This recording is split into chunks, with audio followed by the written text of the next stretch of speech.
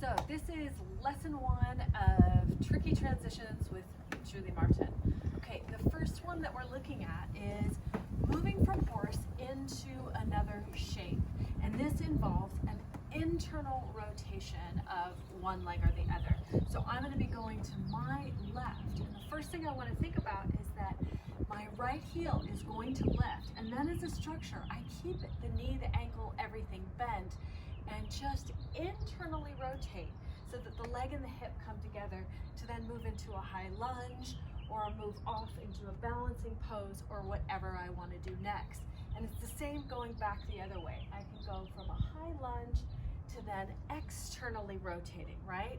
So I think about the ball of the foot as being integral to this movement to internally then externally rotate.